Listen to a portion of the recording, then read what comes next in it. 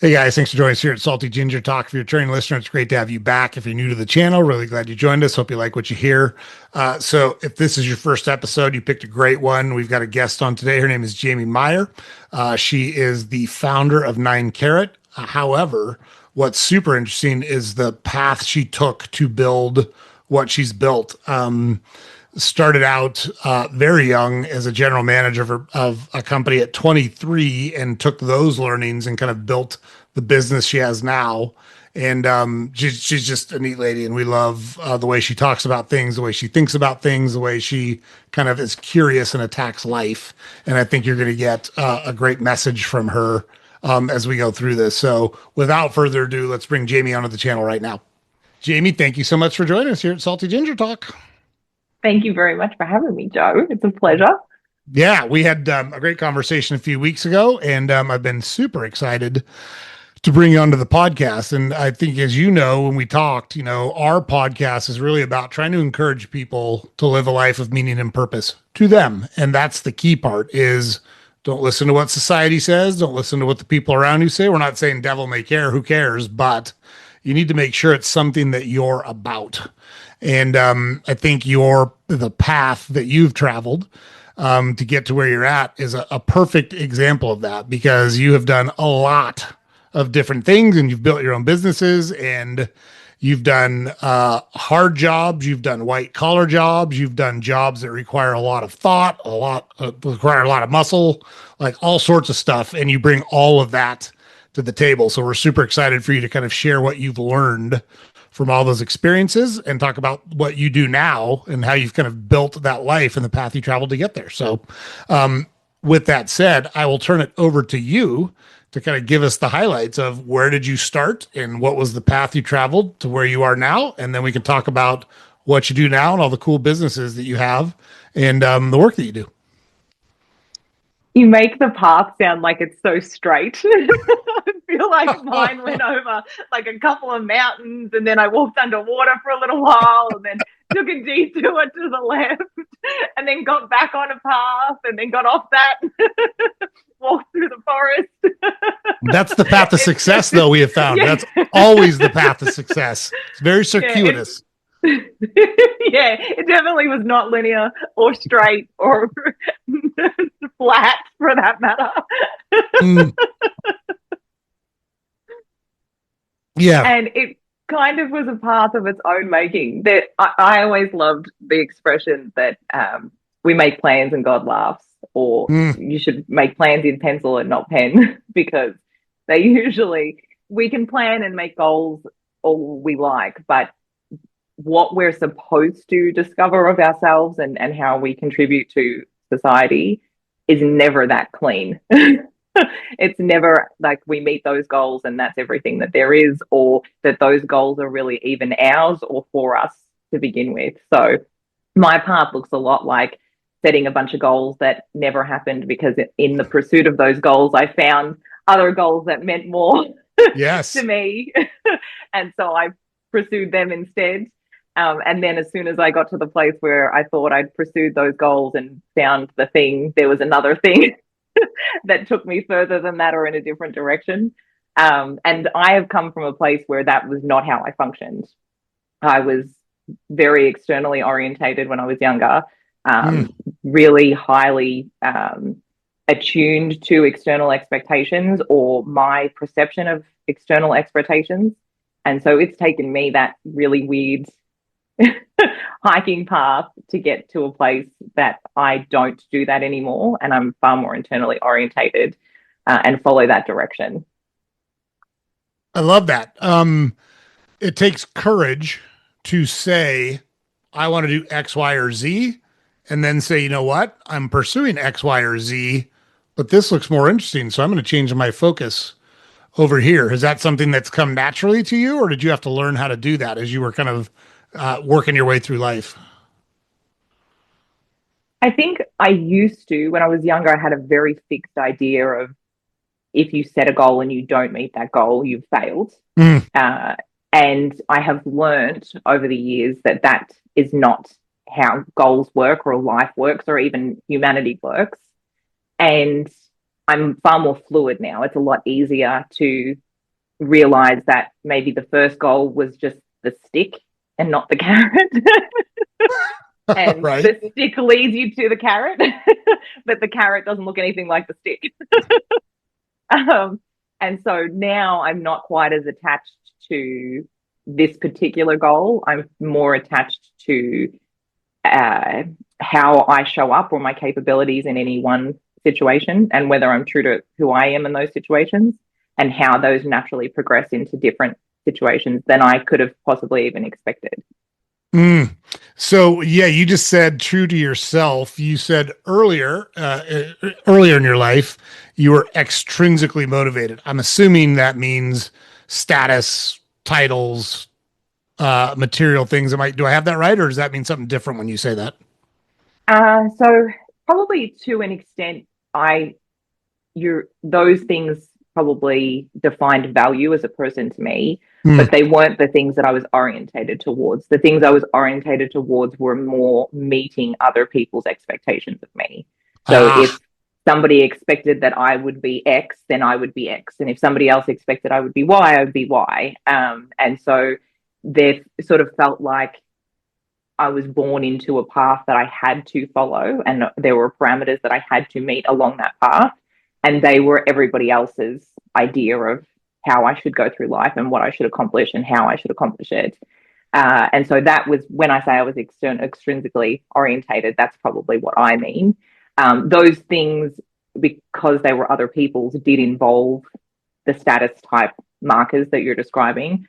But I was more motivated by those things meaning, or the acquisition of those things meaning, that I was meeting the expectations of other people rather than the acquisition of those things themselves. Mm. However, I never got to that place where I had all those things at that time. And, I had, I was the general manager of a company at 23. They're all pretty big status things, but I never actually even looked at them like that when I achieved them. All I thought was, holy shit, now I have to live up to this expectation of what a general manager is supposed to be and do. And that's a whole journey in itself, particularly as a woman in the industry that I was in. But the funny thing about not achieving those things or not recognizing the achievement of those status markers is that now that I am more professionally successful, those things don't even matter. They're not on my radar at all. So there's no way to prove that those two things are directly related. However, I would be shocked if those two things are not directly related, meaning your willingness to just be authentic and be who you are kind of freed you up to become as successful as you've become, right? Which is kind of counterintuitive. I think I need to do X, Y, or Z if I want to achieve A, B, or C. And that's just not true. Sometimes it's true. Sometimes that is true. But a lot of times it's not true. And I've been fortunate that I've been exposed to and around all sorts of like uber financially successful people, and that hold positions of really high esteem in business. And I can assure you that they are just people. It took me a long time to understand that, but I thought, oh, if this person's running that company, they must be like super smart or super whatever. Not always true, by the way. No, it's not. And not always super smart in the way you think that they would be smart. Right. Yeah, they're smart. Like, they hire the people that know how to do the thing, right? They don't necessarily know how to do it themselves. Yes, the confidence to say, I don't know how to do that, but I'm responsible for getting it done. And I'm going to find a way to do that through other people that have this set of skills that I don't personally possess. And so, like, I learned that's really good leadership. I read a book, I don't know, maybe 15 years ago. It's called Team of Rivals. And it was about Abraham Lincoln's cabinet when he was president of the United States. And he had literally made his cabinet up of his political rivals. So while he was president, there were people in his cabinet that were actively planning on running against him in the next election. But they had particular skills and abilities that he didn't have, but he had confidence in his ability as a leader to manage those people to bring forth the outcomes that were necessary. And this was the middle of the Civil War in the United States. Like, it was probably the worst time in the country, the most risky time for the country to continue to keep going. And there was such a lesson in leadership there that, hey, check your ego and think about what it is you're trying to accomplish and have confidence in yourself to get that done. That's a hard thing to be. So you said you were 23, general manager in what sounded like a very male dominated industry. What was that experience like? Uh, it was difficult to start with in one way. So, I mean, there's obviously a little bit of friction, particularly with a young woman in a more senior position. And then from the other perspective, it was more difficult or more challenging because all of the peers that I had worked around were all men that were very effective and efficient and could manage or direct companies or boardrooms in a very masculine way. But that was the only example that I had to follow or take any kind of direction from. So I spent quite a bit of time posturing as a man, which doesn't actually work because it's not, conducive to who I am or how I interact. So I created a lot of friction for myself just trying to be something or function in a way that wasn't my strongest natural sense. Even though I wasn't terrible at it, I could still get things done. There was still plenty of friction, probably more internally than externally. And I was really uncomfortable. So I had to try and figure out how to find where my capability and power was in leading a room and being able to emulate how those men acted, but in my own way, which is really terribly hard when you have no idea what that's supposed to look like. How'd you go about figuring that out? Because that's like really, like you just described a really challenging scenario. How did you go about, like, you don't have a lot of life experience at 23 either. Like, you might have had you don't have any life right? experience at 23. Let's be honest. Yeah, I didn't. Nobody does at 23. Like, you just haven't been around long enough to have experiences to draw from. But what was the thought process that worked for you to kind of navigate that and recognize, hey, I still got to be me, but I want to deliver that in a way that resonates with people? I think the first place that I started was I looked at the things that I didn't like.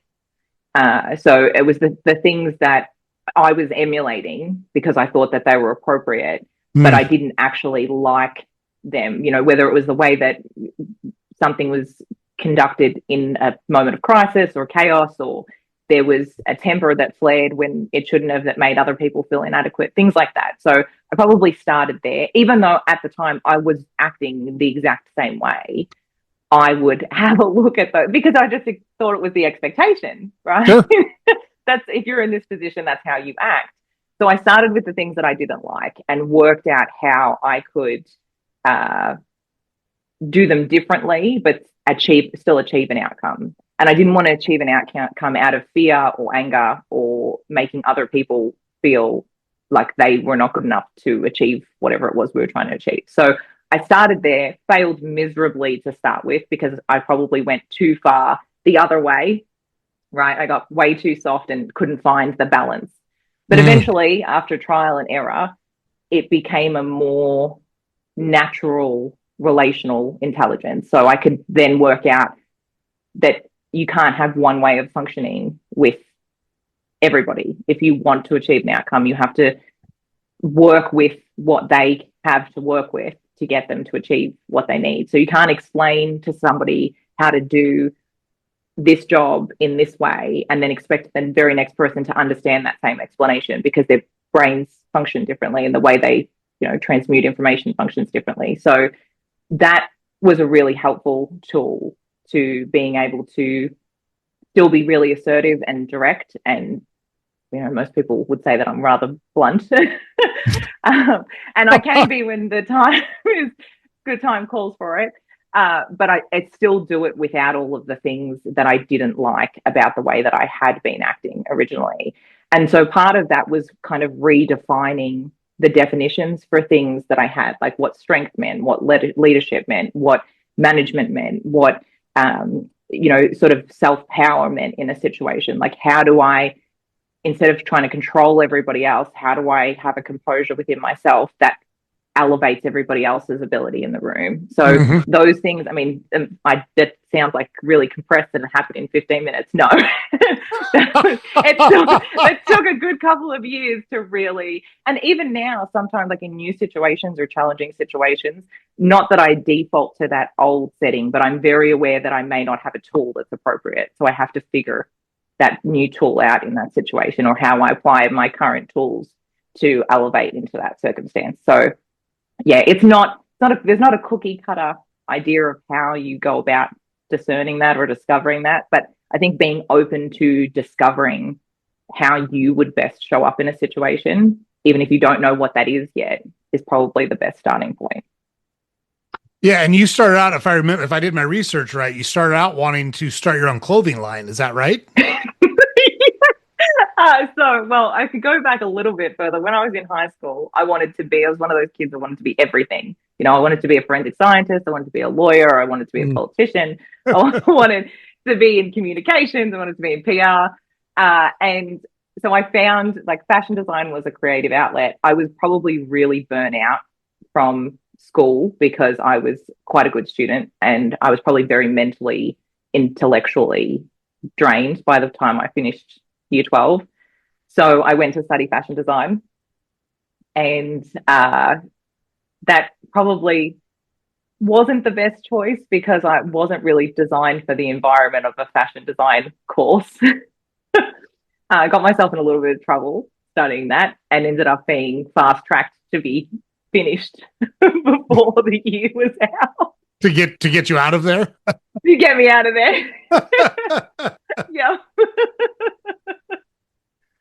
And because of that, I sort of thought, well, what I'll do is I'll just go and get a job and I will not follow any of the rules and all the processes that you're supposed to go through. I'll just get myself enough capital that I'll just start my own fashion label and I won't worry about the next level of certificates or all the pathways you're supposed to take to get to the place. I'll just make the pathway. And so I get a receptionist job, which paid a lot more than the 3 casual jobs that I've worked while I was at school. And my responsibility was to answer the phone and greet people as they came in the door. But it wasn't really the kind of company that had a lot of phone or foot traffic through the office. So I would fall asleep at my desk because I would have absolutely nothing to do. And normally I wouldn't get caught. But one day the general manager walks in and I was like, damn, this is not, you can't. And I was napping. I was there napping.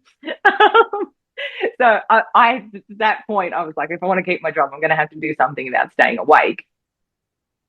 So I started to assess all their internal processes, how they were duplicating and triplicating things that weren't necessary. And so I would like fix one thing at a time and present it to the manager and have them implement it, and we'd test case it. So while I was the receptionist, I was probably the organizational development person that was getting paid a receptionist wage. And so that's sort of how I got started in understanding the dynamics of business and what I brought to probably the systems and processes and infrastructure side of things, even though it was just on a pretty operational scale at that point. But because of that, I moved my way through the company. I worked as their sales rep and their sales manager. I was their state. I opened a new branch in another state for them, and then pestered the owner for 3 years to give me the general manager role because I believed that the infrastructure that they had by that point was not going to let them take the next step, and they needed to adjust how they were set up to do that. But I wasn't going to do that as the state manager. I wanted to have the general manager role. So reluctantly, he gave me that position, and I spent the next 18 months to 2 years flipping the infrastructure of the company and how it sort of integrated with its partners. And that was the project that probably started me on, or was the seed of where I am now, because I naturally fell in love with assessing ecosystems and how things fit together and how causation is affected. And we don't realize, how many levels or tiers or vendors that affects. And I was able to put myself in a position where I could help our partners better their businesses to give us something that we needed. So they kind of became another level of currency outside of what we were exchanging service-wise or product-wise. And that, when that project was over, I was kind of a little deflated because I couldn't change the structure of the company again. All I had to do was run it. Right. So Yeah. I started freelancing those other skills on the side. And so like, we're going to fast forward a little bit and then come back to that right now. Your main business and or company, and maybe I don't understand the structure correctly, but 9Karat, you've got essentially, it looks like both operational marketing and communication consulting and strategy. Is that right? Yeah, so we basically work with the infrastructure of a company. So how all of its parts and pieces work together internally, and then what it projects and how it functions externally. Yeah. So you went from, just so everyone's understanding where we're headed, we went from receptionist. That was my first business. Yeah. Receptionist falling asleep on the job to yes. We did do that. Consulting massive companies and massive systems and structures. So you fix, I don't know if fix is the right way to say it, but you make the changes, right? So you rework this company as the general manager. And then to your point, you don't keep reworking it. If you did it right, you should have done it right, and you don't have to rework it again.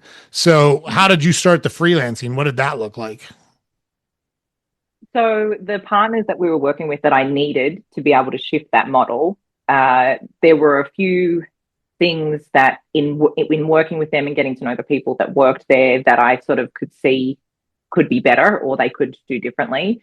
I think the first instance where I realized that I could freelance is that the customer service woman that dealt with us, we were the client of this particular vendor.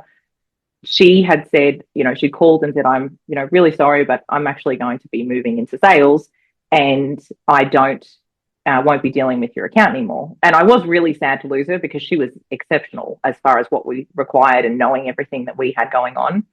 But I was also a little scared for her because she didn't have the temperament to be like a really good sales person. That just wasn't who she was. But it was the next progression that they had in their infrastructure. There was nothing else. If she wanted to move through the company, that was the only place to go.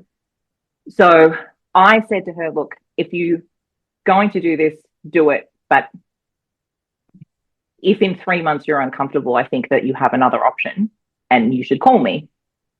Because the problem with putting somebody in that position that it's not that they're not capable, it's just that it's not their natural inclination. It's a bad fit, right? To be good at. Yeah, it's a bad fit. Yeah. So I didn't want her to lose all her confidence professionally because she'd been put in a role that didn't fit her. So she calls me 3 months later and says to me, oh, it's horrible. I've hated every last second. I go home crying every day. It's not for me. And I said to her, it's because it's not for you. And that's the point. It was never for you. It shouldn't have been your next progression. So I helped her create a case, like a business case, to present to the managers of 3 departments within the company for the position that should have been created for her so that she would thrive and the company would gain something from that. So she did that. They took a chance on her and gave her the position, opened a mini person of 1 department for her because she was phenomenal. It's just that sales were not for her. And she thrived and now has a whole department underneath her. So once I saw that I could do that, even on a micro scale, I sort of was curious as to see what I could do on a macro scale. And that was probably what started me offering to help on a contract basis. Sure. And so you've got your experience, then you've got this case study, which is also experience. How did you think about presenting this to other companies and saying, hey, I can help you with your operations. I can help you with your processes. I can help you with your messaging. How do you communicate that in an effective way?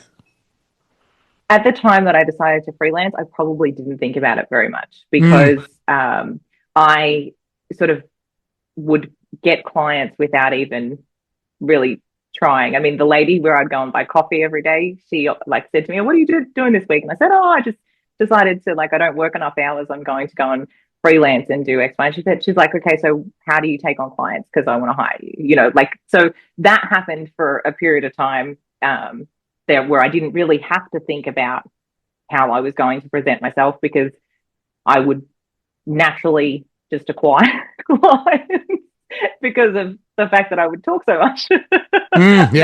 about it. And later on, I probably did have to consider how I would communicate it and got stuck in the trap of using language that everybody else in that industry did because at the time I didn't even realize that being a consultant was a full-time job you could actually have. I just thought I have these skills, how do I give them to other people and they pay me money for them? That's as far as I had really thought about this. Yeah. um and because I'm sort of the person that jumps out of the plane and then works out which cord to pull on the parachute. Oh my goodness, that's good I stuff. don't, I'm not really good on the instruction part when you're in the plane. I'm probably not even up there with an instructor if I'm honest. I'll figure it out. I'll figure it out on the Yeah, way down, right?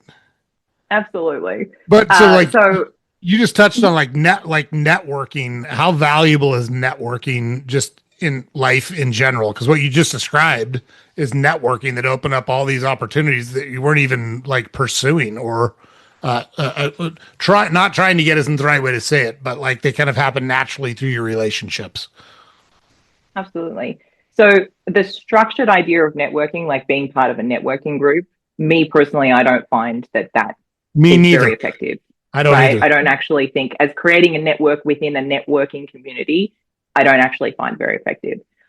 But being curious about building relationships or partnerships with other people is what I would describe as networking. And I find that very effective for two reasons. The difference in a networking infrastructure and building your own network is that you are more specific about who is included. One, like when you're in a networking framework, you are required to network with the people within the framework. When you build Right. your own network, you actually get to have a lot more discernment and autonomy about who is introduced into your network and who you invest time into. And those relationships become more valuable because they're more aligned rather than forced within a framework. I'm not saying you can't find alignment in a networking framework, but it's generally more difficult because there's already an existing pool of people that you didn't bring together. Whereas when you build your own, you build a network of people that are not exactly how you would function, maybe a little bit like Abraham Lincoln, because I'm a huge believer in having people in your network that don't agree with you as well. Yes. And but they all have a place that fits that serves them and you, and there's mutual benefit in how that functions. And I feel that that is probably one of the strongest assets, that if not the strongest asset you can have, and not in the sense that you like need to be networking or connected to the CEO of some multi-million dollar company. You don't. You just need a really valuable and aligned network at any level. Yeah, for what it's worth, I completely agree with you. I actually I get invited to those types of masterminds and groups and whatever you want to call them all the time, right? Because I'm the CEO of a company and everyone wants to uh, get groups of CEOs together. And like, is there some value in that? Sure, I guess there's some value in that. But very much like you, I much more organically ask questions and want to get to know people and what they're about. And through that process, it's led me to infinitely more opportunities in any networking group or mastermind. ever has. That's just my own. I'm not against them. I'm not saying don't do them. I'm just saying from my personal That's just experience, what your Jamie just experience. described is exactly the experience that I have had in life. And it's much more authentic, and you're able to really kind of dial into the specifics of each person that you're interacting with and understand where the benefits are for both of you. And that's where you can make the best matches. At least that's where I've made the best matches in my life. And Now, I always find it interesting how CEOs always think that like they gain the most from being around CEOs. There is definitely value in meeting with other CEOs, but the most valuable person to a CEO is the customer and the person that is at the end, like the very front facing guy in the business. They're the most valuable to the CEO, not other CEOs that are running other companies. I couldn't agree with you more. So I'm in the grocery business, and the two people that I try to talk to the most are in our stores, are our customers, and then our store managers, because they're the ones that are interacting with our customers every day. They're the ones that the feedback comes through. They're the ones that the complaints come to. And it can be really hard when you're running a company. It can be really hard to get people to tell you the truth, you know? And there's so much value in that. It's one of the things Winston Churchill during World War II had a department that there was like two people in it, and their job was just to tell him the truth. Like it didn't matter if it was good or bad. He had to know what the actual truth was so that he could provide leadership and make decisions knowing what was actually happening. And that can be, I don't think people understand that when you're in charge, people try to keep so much from you because they're worried about getting in trouble. It's like we're not in high school. This isn't. I'm not passing you a note in homeroom. We're running a business here, and if we can't identify what our real challenges are, and if we can't work on those together to solve them, like we're cooked. And to your point, I know this is why you said it because I think the same way. The people that almost always have the best answers to problems are the ones that are experiencing the problems. They just don't have either the ability to put those pieces together in a meaningful way or the agency by which to affect the changes that they want to affect. And we as leaders can enable both of those things if we just know what they are, you know? Mhm. Absolutely. And a lot of companies too, even if they do have the agency, there's so many tiers that it gets dismissed at before it gets anywhere that it would actually affect anything, right? So there even we don't actually create systems or businesses that perpetuate access to information that is truly helpful. Yes, totally agree with you. Now, in your profile, it talks about you traveling a lot. When did that start, and what have you learned from traveling? I mean, obviously, well, maybe not obviously, but Jamie's in Australia. I think you could probably tell from the accent, but you've traveled a lot. And what have you learned from that? Why was it important to you to start doing that? Uh, I'm not sure. Well, again, we're jumping out of the plane without knowing which thing to pull. Um, so Why I was it started. interesting to you? Think about it that way. Why was it interesting to you? Why'd you want to do it? I had always wanted to travel when I was younger. And when I got married very young, and my partner at the time, he wasn't really into traveling, and we didn't really mesh well when we traveled, right? We didn't have the same travel vibe.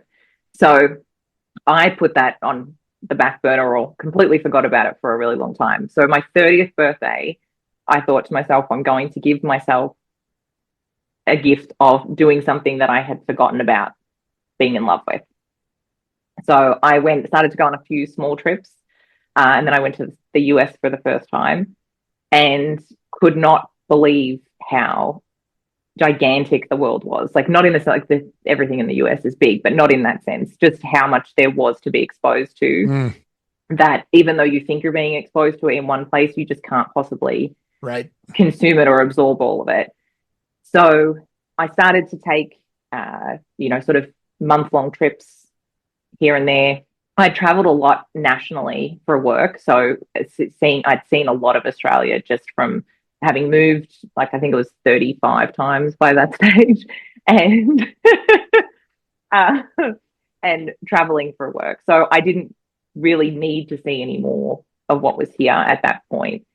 Then one of my trips that I took where I was only supposed to be gone for 2.5 months, I actually left the day that the airports were all closed internationally for COVID.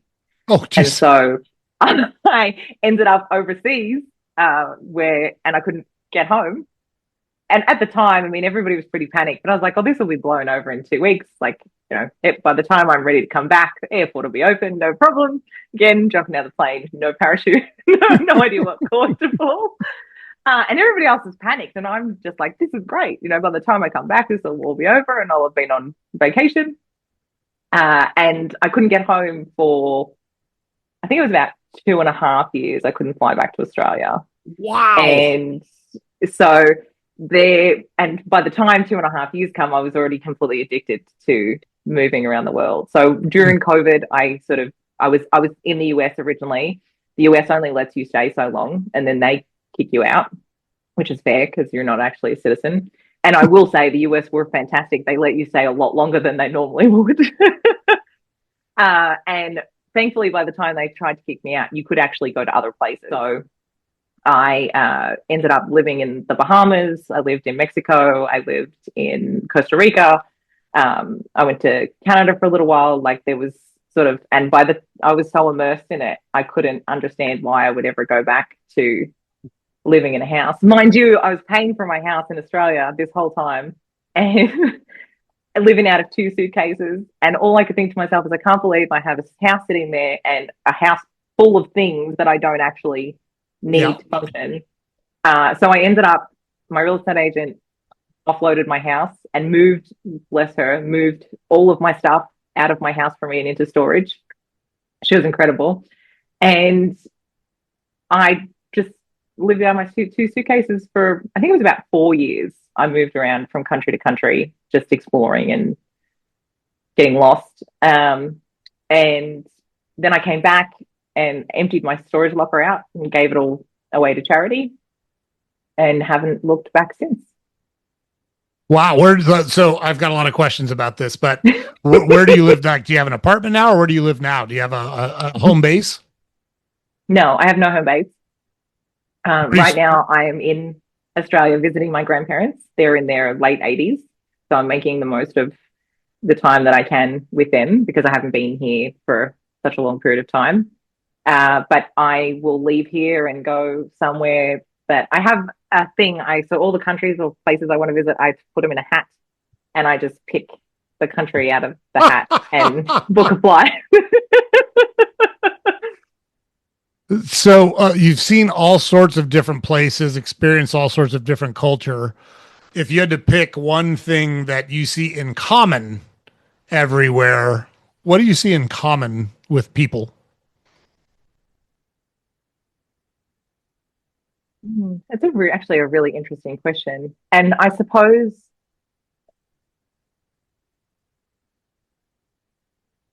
I'd like to say that there is one thing across everywhere, but I've been to too many places to say that there is. So, for example, like in areas in Mexico that are not sort of well established or well resourced or facilitated, they actually have like a appreciation or zest for life that we tend to not have in more developed countries. Yeah. And the Bahamas is much the same in areas where it's not touristy, because I don't really do tourist destinations. I'm more of a live in the middle of the actual residents.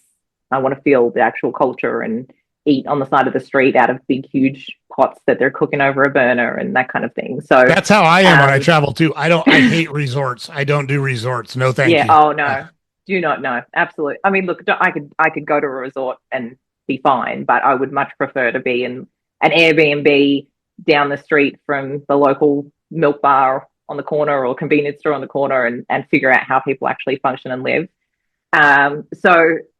But in more developed countries, we kind of lose that. We're so busy being somewhere or doing something. With that said, Europe doesn't have that same need to be functioning all the time either. Yeah. So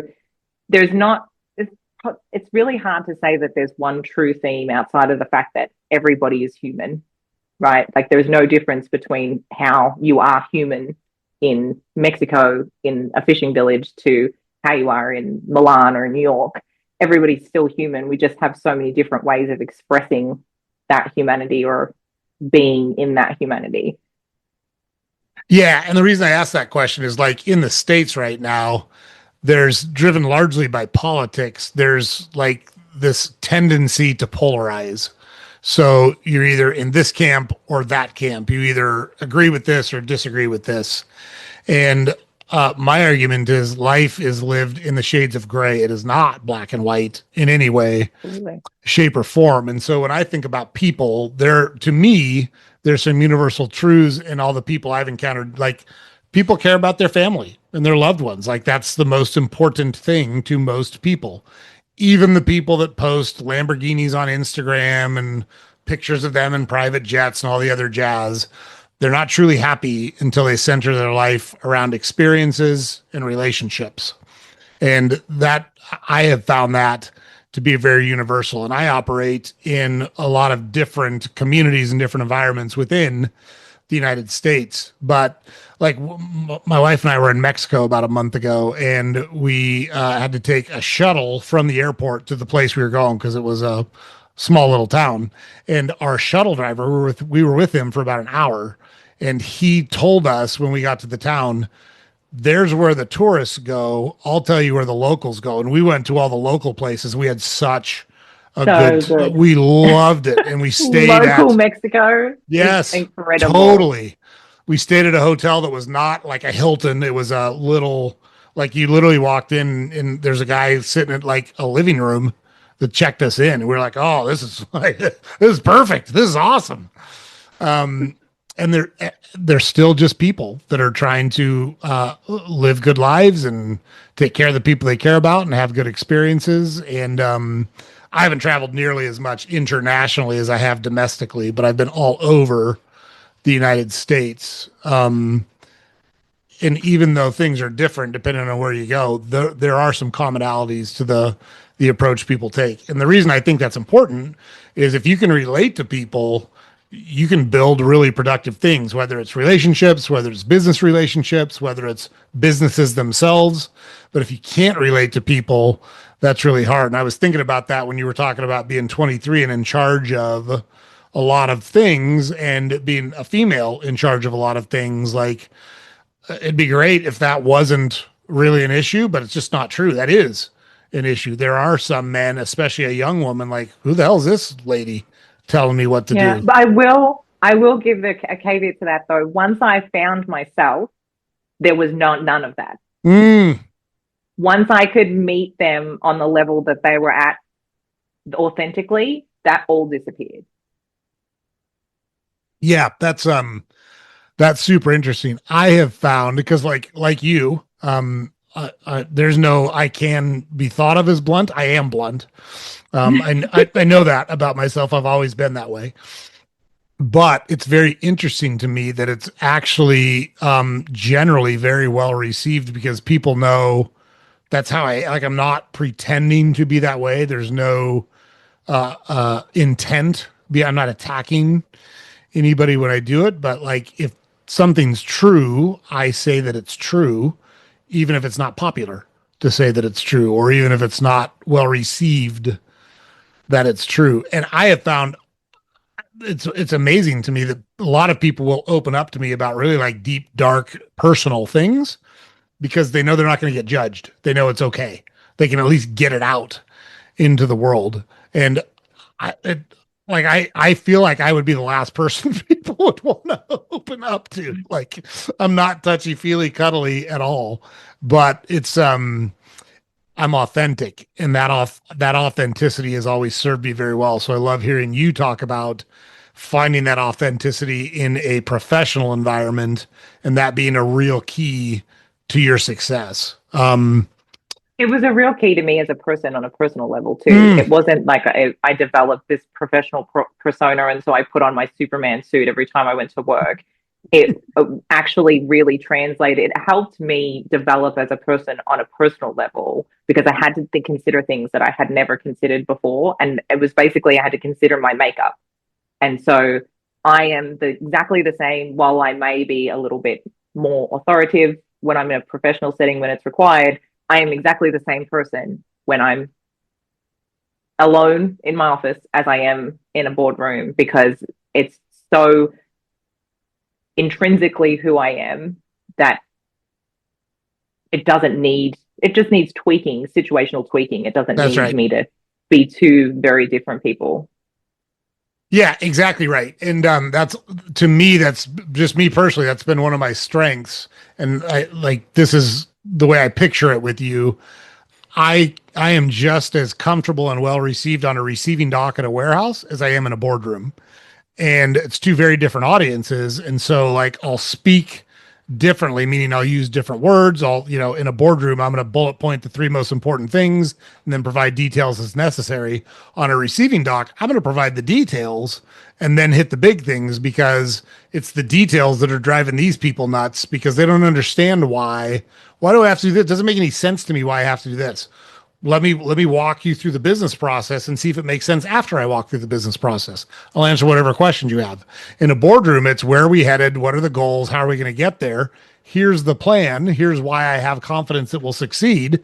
Now I've got all the supporting detail behind it if you want to talk about it or see it, but hit them with the highlights, because that's where they want to start the conversation. But it's being direct, and it's treating people like they're smart and they care, With because respect. Yeah. most people are smart and they do care, Mm-hmm. you Yeah. know? And human dignity is so underrated. It is incredible. It is so underrated. Like the human dignity we have in ourselves and in other people is so underrated, but it goes a really long way. Yes, absolutely. So like so you provide these services as a third party for businesses. How do you, when you first start interacting with groups, it can't be everyone welcoming you with open arms. How do you overcome resistance to change, because you're a change agent and you're going to help them change their operations to be more efficient? That's not Yeah, always well people don't like received. that. Yeah, they don't like it, right? How do Yeah, you overcome no, that? absolutely not.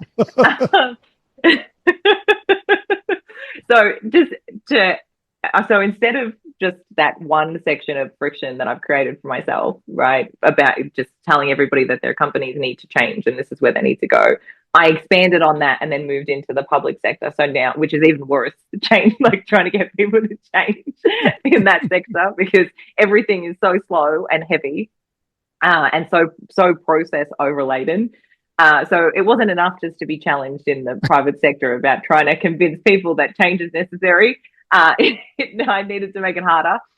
So my probably the thing that I don't actually lead with change, even though it is change, but I lead with an example of how they're functioning and the outcome. Because the thing is, a lot of places aren't even functioning poorly. They're functioning at 60%, which is probably very successful, but it could be 100%, and they don't realize that there's 40% that they leave on the table because they're Mm, already functioning quite well. So I fix broken things, but I also fix things that look like there's nothing wrong with them and they could be better.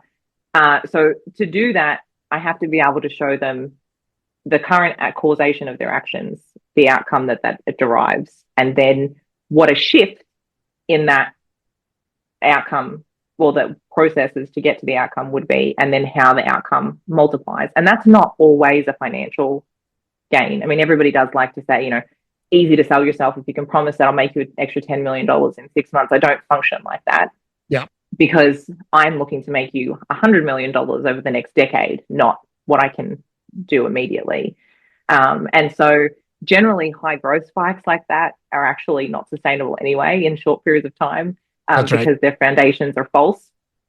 And so I'm not a charlatan. I don't make promises I can't keep.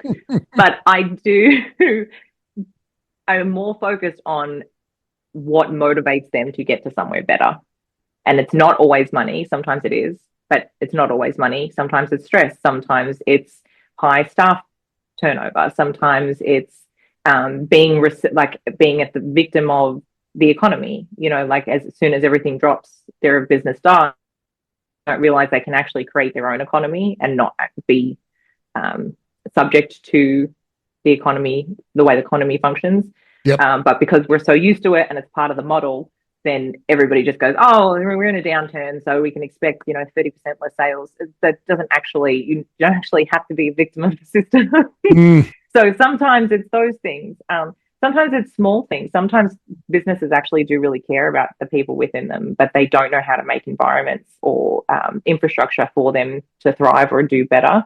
And it's just a matter of even just taking things out that don't need to be there, not necessarily even changing something entirely, but removing the friction. From the public sector point of view, that becomes its stronger resource because you can't, a system that has functioned for so long doesn't request change, even though it needs change, but it needs to be able to see that. Because the other problem is too in the public sector is that we think we've devised the best system because we've been using it for so long, and it's the biggest system in the country or in any country, right? So it has to be the absolute best possible way to go about the thing that we're doing, even though it's highly flawed. And so you really do actually have to show a whole ecosystem, a whole framework on how that can even look different to be able to get them to recognize that the system that they're in is not the only option. yeah. Yep. Makes perfect sense. So you've got to show them, hey, there's a benefit available to us if we work together to figure out how to obtain this benefit, whether it's financial, whether it's better work environment, whether it's better company culture, whatever it is, you identify that opportunity and then try to explain how you can help them reach that opportunity. Yeah. Yep. That's usually my system. Yeah, the other people are so desperate they don't actually know what they need to fix, but they need to fix something, and then I just come in but they're easier. You don't have to explain to them so much what their motivation for change is because they're generally highly motivated. They just know something's not right and they can't figure it out, so they Mm-hmm. want you to help them figure it out. Yeah, absolutely. Yep. And how do you do that? How do you assess business systems? How do you assess cultures? How do you assess communication strategies to look for places to improve? I'd like to say I have like this formula that works every time, but but it's kind of not how my brain works. I look for patterns, so I don't necessarily have a particular. I don't sit down and go, I'm looking for X, I'm looking for Y, I'm looking for B. I might look at a set of financials and go, okay, the financials don't look bad, but then I start looking at processes or I start looking at KPIs that have set or things like that, and something just doesn't fit. There's, one thing just doesn't feel like it works with the other cohesively. And so then I use that as an indicator point that something, so then I'll look deeper into the financials or I'll look deeper into the reports on the KPIs or I'll look deeper into, redundant processes or wherever like something just sticks out. And that's where I generally start. And from there, you can sort of track the effect of that thing. And so generally the thing I find is not the cause, but it might be somewhere middle in the system. And so I can track it forwards and backs to find where it actually starts and how many things it affects. And I start there. Nice. Yeah. And I love that because I'm always, just me personally, I'm a contrarian by nature, and I'm always skeptical of anyone who says this is the way. I don't think the way exists. I just don't think it's true. Yeah. It's like saying the path is linear and flat and it's like only 23 Right? degrees and sunny the whole way. Yeah, no, you need Exactly. a scuba suit, you need a parachute, you need a spear. Yeah, there was an old show in the 80s called MacGyver. And do you remember MacGyver? Yeah, I do. Yeah, so Probably MacGyver showing could my like, age there a little bit. yeah, me too. Yeah, a stick of chewing gum and a ballpoint pen and a stapler, and he would figure out how to launch a rocket using those three things. Right? He was a problem solver with what he had available to him. But like, that's kind of life. Is you got to figure out how you make do with what you've got, and or change your situation in a positive way. So, how many folks, like roughly, how many folks you have working for you now? I actually don't have a full team. I prefer to subcontract out Yep. all of our extra work. When I first started, I couldn't afford to pay anyone. Yep. And So it was really important to me back then that I built relationships with companies or other freelancers or other contractors where we benefited from the work we did together, but we also benefited from having each other in our network. So I started with a very small network of people that I would either collaborate with on a project or I would refer business to that wasn't appropriate for me to do. And so we've sort of grown really cohesively and naturally, and we've added people to that network. And thankfulully, everybody sort of got to a point where they have a little bit of room for our collaborative stuff now, but they have predominantly their own front-facing portfolios of work. Yeah. And so I prefer to work in that setting with people that have their own, because them having their own portfolios gives them more experience to contribute to the collaborative work that we do, rather than just being stuck in our cycle of, granted, nothing we do is boring. We don't generally do Yeah, no, I get it. twice. Yeah.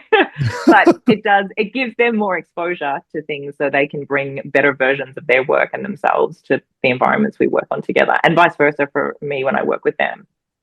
So you pull in resources. If it's whatever, if it's marketing, you've got a firm you can work with on marketing. If it's systems, you've got a firm you can work with on IT solutions. If it's operational excellence, you've got a firm you can work with on whatever Kaizen or whatever system might fit for that Absolutely. particular situation. Yeah, that's such a And smart. I have multiple versions of them. So like some, when we dealt with small businesses, some businesses have a really good understanding of how to apply tech or marketing to a small business. So I could use those guys in those situations, but they don't necessarily translate to the understanding of, say, $100 million company. So then I have people that know how to understand the inner workings and function at that level as well.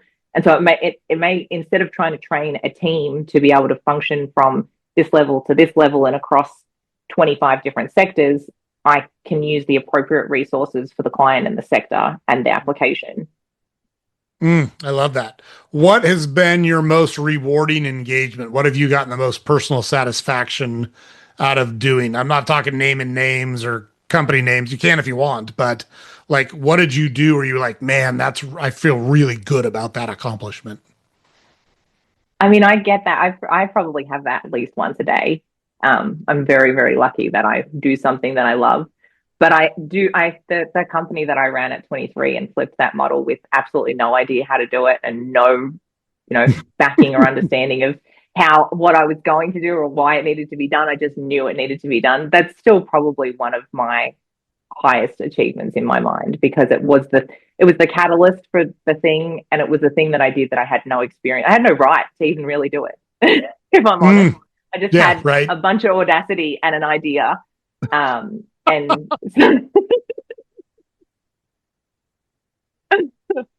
so I love that. Are you familiar with Angela Duckworth? So she wrote a book. She wrote a book called Grit. She's a researcher at Stanford, and she's researched grit, and her definition of grit is persistence towards a long-term goal. And she has provided research that says grit, the characteristic of grit, the willingness to stick with it when other people just won't, is the highest predictor of both personal and professional success, higher than IQ, higher than talent, higher than finance, higher than anything. And I love, like, you talking about the audacity and the willingness to just take it on. Like that to me is what grit is all about. And I look for gritty people when I'm doing projects. When I'm working, I like gritty people that are willing to fight for what they believe in, people that are willing to just push through when things are tough, because things are always going to get tough, right? It's never linear. There's never a frictionless path to success, at least not in my experience. But there shouldn't be, because that's the one thing that I've learned about my frictionless path over all those mountains and under all that water, is that I would not be who I am today without those things. And I would not go back to being who I was 10 years ago for all the money in the world. Yes. Yes, totally makes sense.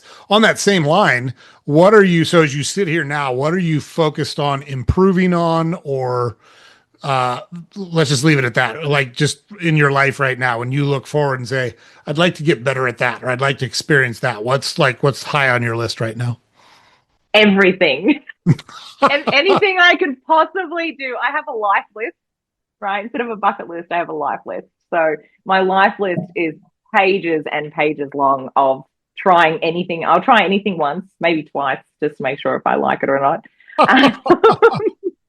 And I want to learn how, even if I'm terrible at it, I want to learn how to do everything, play everything, speak everything. I'm just, yeah. So I don't really have a limit on, I am a huge believer in making the absolute most out of life and giving my all of myself back.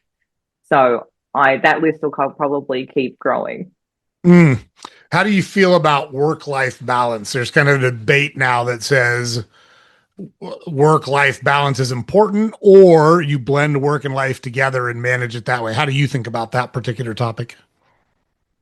I think I do think it is very individual, but I also think that the idea of work-life balance is for people that don't do something that they love, right? Mm. Because as somebody that does something that they love, I find it impossible to put down what I want to put down. It's like I'm reading a good book or watching a great movie, right? I don't actually, I find it hard to find other things that are interesting enough or entertaining enough that exceed me doing my work, right? So I'm very, very selective what I do outside of my work. But I also don't feel like working 120 hours a week weighs on me as much as, some people that do things that they don't necessarily enjoy, or they're just in that career for the trajectory purpose, or they finished uni and got into that line of work and that's just where they're at. With that said, I also believe that even in those situations, we're in them so we find something that we're naturally really good at and work out how to apply it in those instances. And so, when young people ask me about their jobs or their careers, my first thing is, if you're unfulfilled where you are, what can you bring to the table to make it fulfilling? And then if Mm. that doesn't work, then it's the next thing. And then you move on. So work-life balance is definitely a highly personal thing. I don't believe that anybody that was truly successful, they might have a great work-life balance that they have there once they're sitting on their $300 million. I don't believe they had work-life balance to get the Right. $300 million. Right. I don't like they were hustling and I'm not, the hustle culture doesn't fit either. I don't think that, but they were working and investing and doing everything that they possibly could. Like, there is not a moment where I'm not thinking about something I could be doing better, different, and not necessarily always professionally, personally as well, which feeds what access I have to professional things. So I integrate both my life and my work, and I'm very happy. I can always put my work down for other things that are important: family, friends, partners, nieces, nephews, anything that rates really highly on my value list. I can absolutely put my work down for and reschedule things for, but I won't reschedule it for much anything that sits below a certain bar of Mm. my interest, because it's almost part of who I am. I love that. So you had talked earlier about, hey, so you set a goal, and then if you don't achieve that goal earlier in your life, you viewed that as a failure. So I'm interested in this because I preach this a lot to people, that you've got to learn to think about things in terms of outcomes. And instead of success or failure, don't assign a success or failure to it. You took actions and you got an outcome. If you like the outcome you got, keep taking those actions. If you didn't like the outcome you got, go back and look at the actions you took and decide, do you need to tweak them? Do you need to take completely different actions?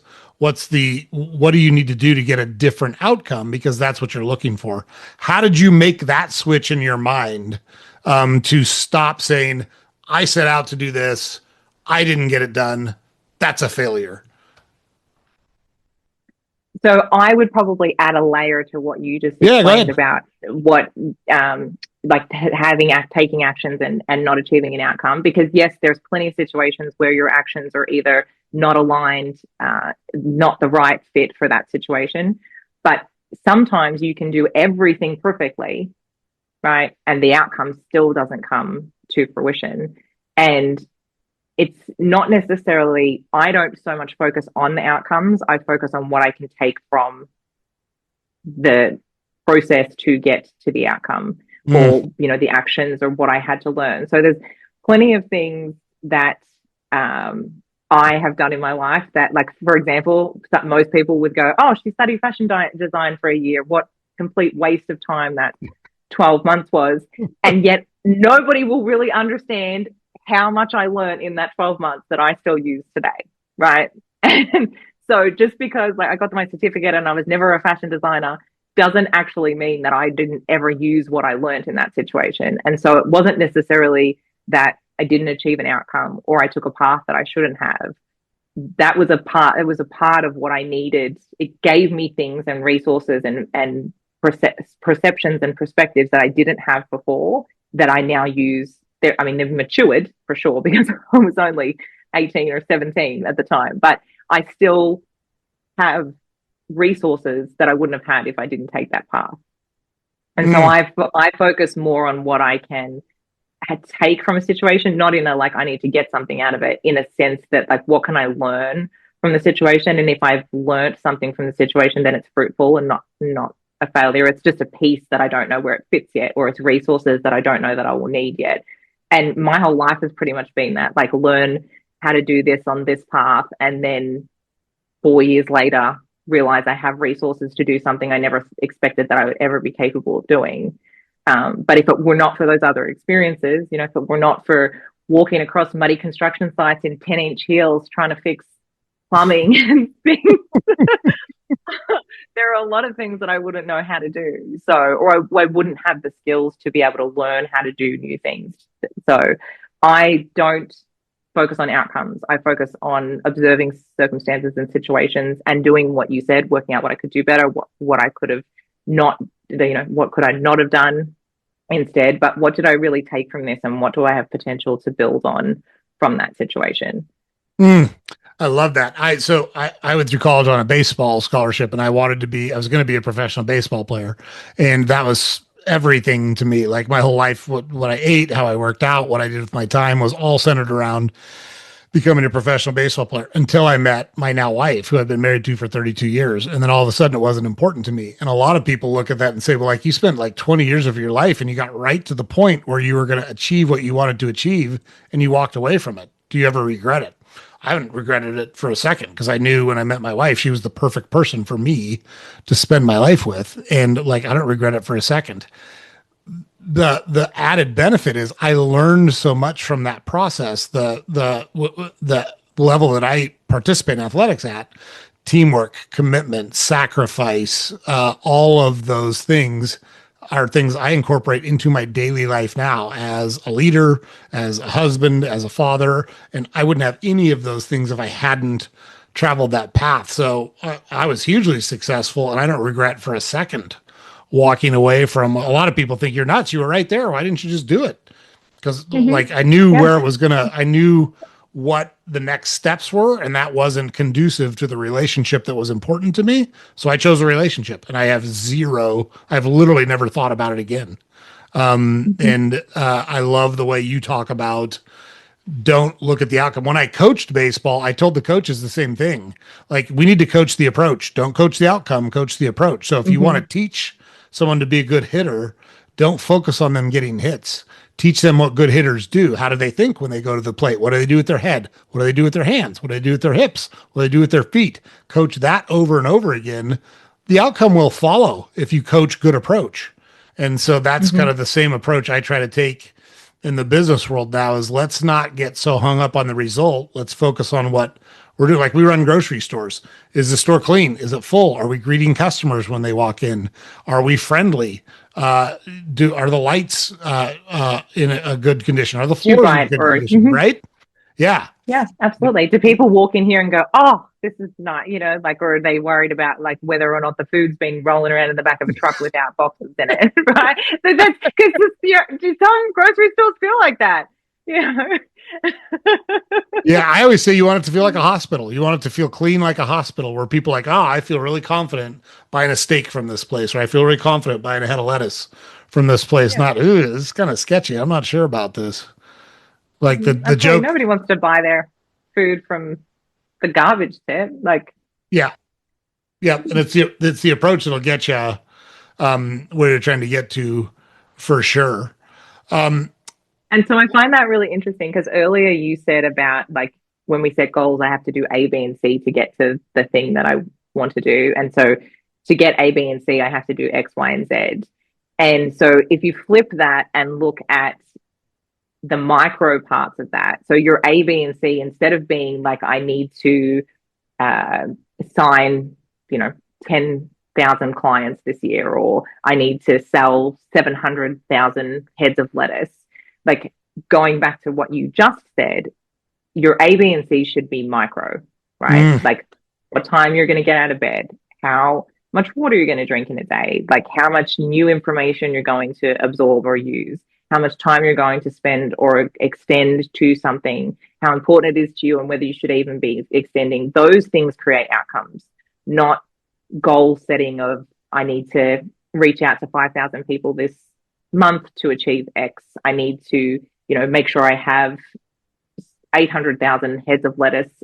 That's the store being clean and the person greeting them at the door that sells the lettuce, not the goals of how many KPIs you need to fit.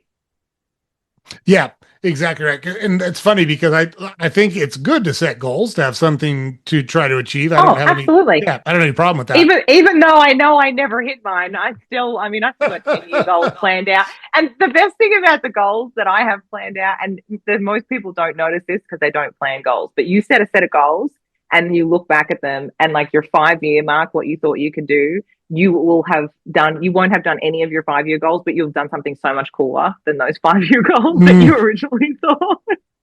Yeah, and I like the way I explain it to people is like, so in the United States, football is really big. There's 32 teams and that play in the NFL. So do you not think that at the beginning of the year, all 32 teams' goal is to win the Super Bowl, the final game of the year? Of course it is. Yeah. So why are you not on the field? Right. The team that wins, do you think they just set the goal better? Like their goal, they just set the goal to win it better than the other teams. No, it was their approach that year. Their approach got them to where they wanted to be. Yeah, that's exactly right. It's those micro things for sure. Yeah. And all the things that they observed and obsessed, like that they looked at over the year and they took as much as they could from to improve what they were doing. Those things win high-end sports, and that those things meet goals, and those things are the things that meet goals that you never expected to ever hit. Yeah. And you might miss some of those goals. You can't do it in sport. You can't just like miss the finals and then win the Super Bowl. But you can in life, right? You can, you might say, okay, well, I need these 12 steps to get to this thing, and you might get 3 steps in and something happens and you're all of a sudden at the end goal. Yeah. Yep. Exactly right. Follow your passion. How do you feel about that, that advice? Can I be blunt? Yeah, that's what I'm counting on. Yeah, right. It's the terrible advice. And because most people don't even know what that is and they don't even know how to access it, right? So how do you follow something that you have no idea about, right? And it comes with no directions. Like, let's follow your passions, but what steps do you take to get to that? I think that you can follow your curiosity, which is a far more powerful thing. What makes you curious is usually how you find what you're passionate about. It took me 2026 now. It's probably taken me 10 years to even understand what I'm passionate about. And I've been working on my first company started as a company in 2019. So for all that time, I would probably still only say in the last 2 years, I have really discovered what the core of what I'm passionate about is. And I would have thought I had it before, but it kept getting deeper and more nuanced and more direct and more underlying over the years as I worked through the work. You will find things that excite you. They won't necessarily be your passion. Follow those, right? Things that you want to ask questions about or you want to read about or you don't understand. Follow those things first. Your passion will reveal itself the way you interact with something.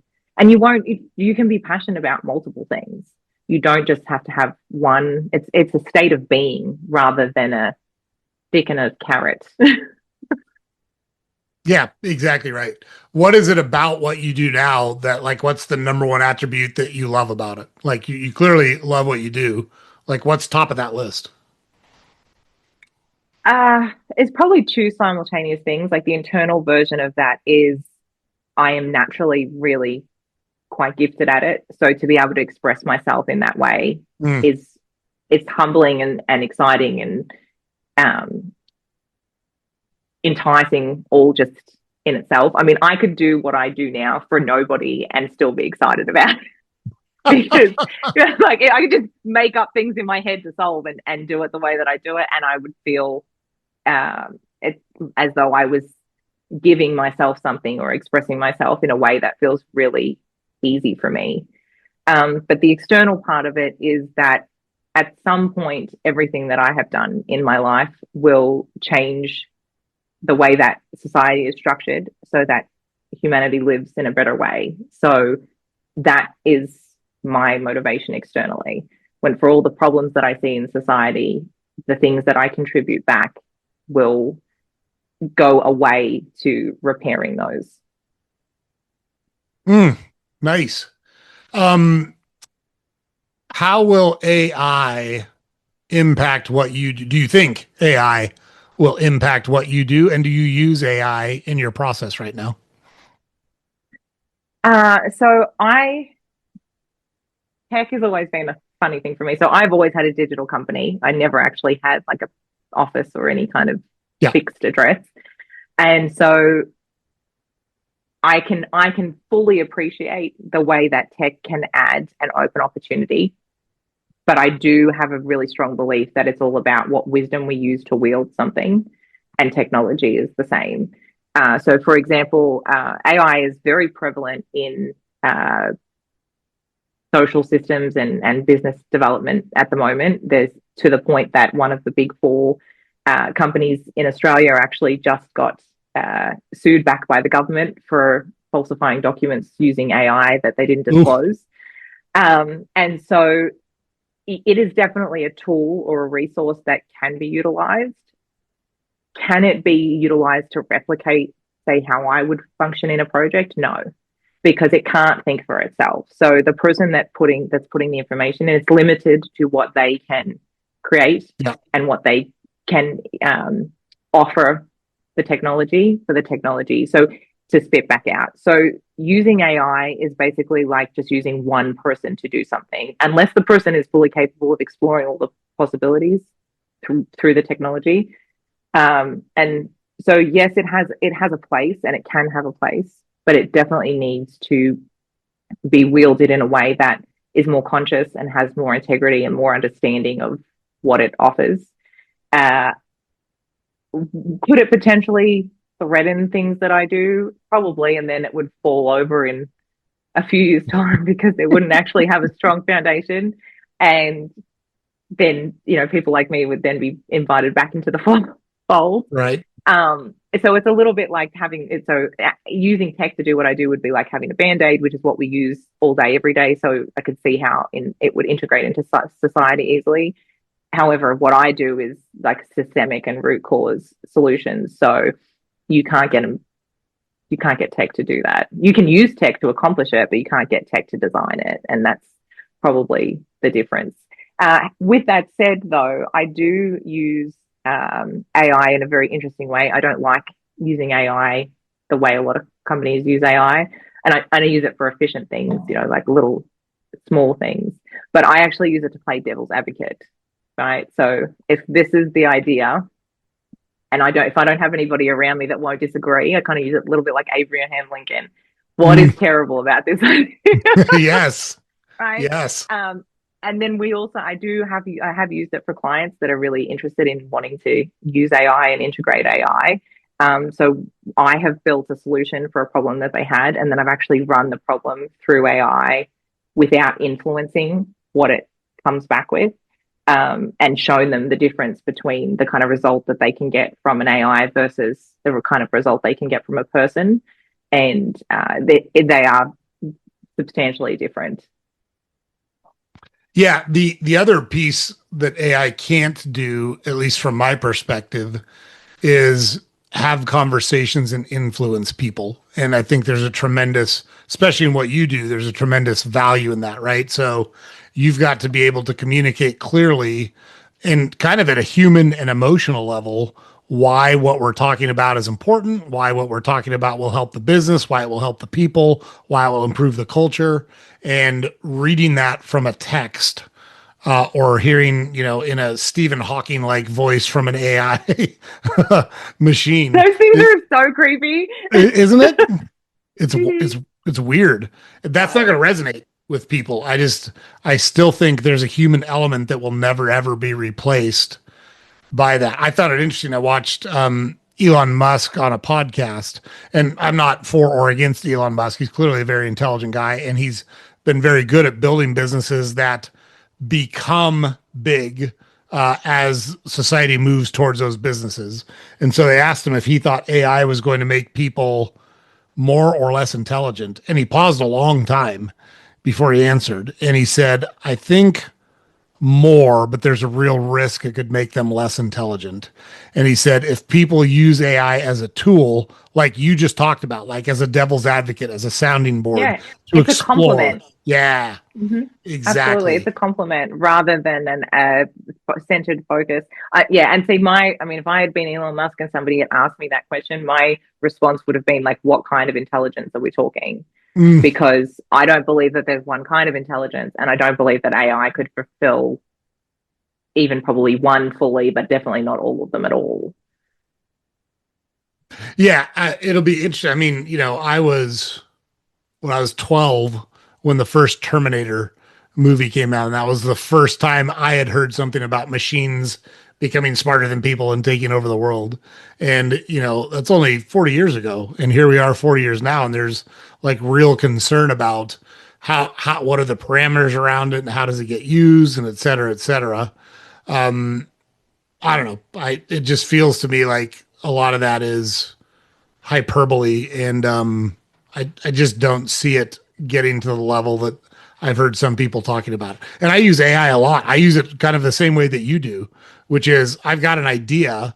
Let me get more information about the idea, and let me get some counter arguments to my idea so I can think about this in the best way possible.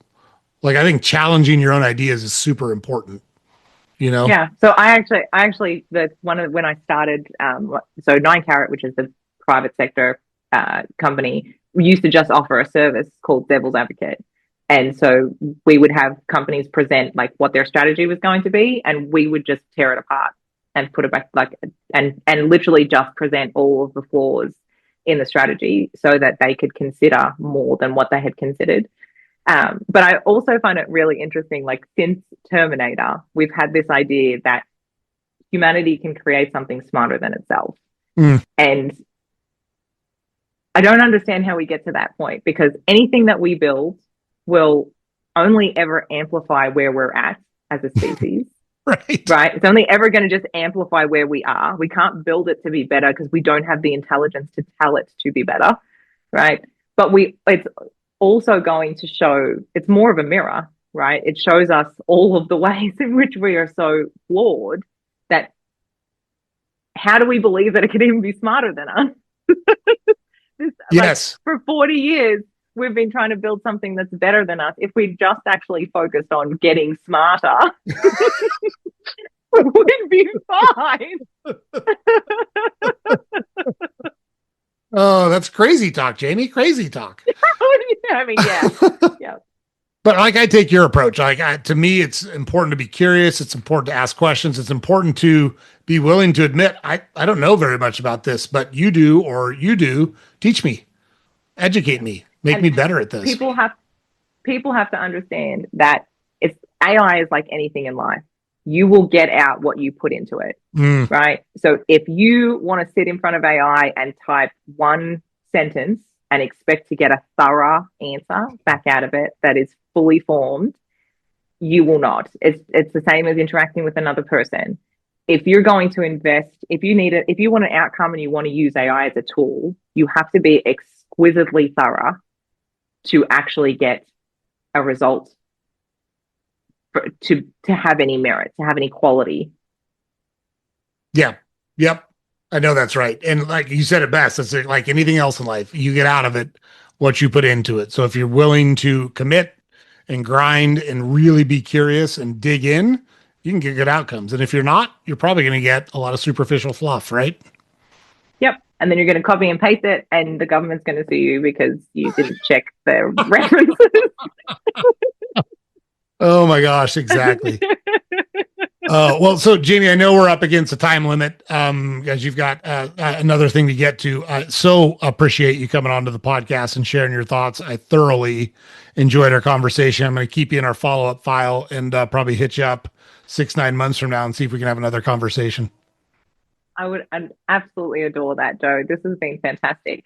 And I really do hope that we've got somewhere outside of, I do, just so I probably disclaimer, I do not recommend jumping out of a plane and not knowing which cord to pull. It's a personal preference only.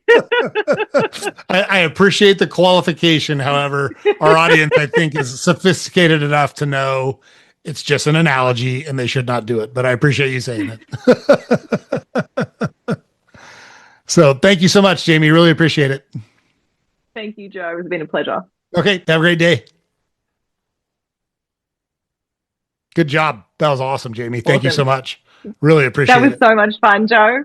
Good. I'm glad. That's, but for what it's worth, that's by far the most frequent comment I get is I had such a good time doing your podcast. And that's how we like it to be free flowing. We don't want a bunch of rules and parameters. Wherever the conversation takes us, it takes us. But I love how you talk about just kind of digging in and making life what you want it to be. And I think there's such a powerful message there. I'm glad you were able to share that with our audience. Yeah, thank you. I appreciate the opportunity to do that. Yep. Well, we'll do it again. We'll absolutely do it again. Sounds good. And I'm going to shoot Aisha a note and thank him for connecting us too. Yes, absolutely. And if there's anything else in the interim that you find interesting, keep me updated. Let me know. Yeah, we'll do. Out of curiosity, which grocery store in the US are you CEO of? So we own Save-A-Lot stores. We don't own all of the Save-A-Lot stores, but we have a company that bought a bunch of Save-A-Lot stores. So I'm the CEO of that company. Yep. Okay. Very cool. I'll have to make sure I use Save-A-Lot. Yeah, there you go. Hey, look, the US, right? You do save a lot. Our prices are cheap, so it's good. It's a great. The name is completely on point. It's on brand. That's exactly right. Yeah, not deviate. Totally. Nothing better than a clear message, Joe. Yeah, so you really just followed through with the directness, didn't you? Like, yeah, that's right. That's how we roll. You don't have to guess. That's what we do. No. You save a lot.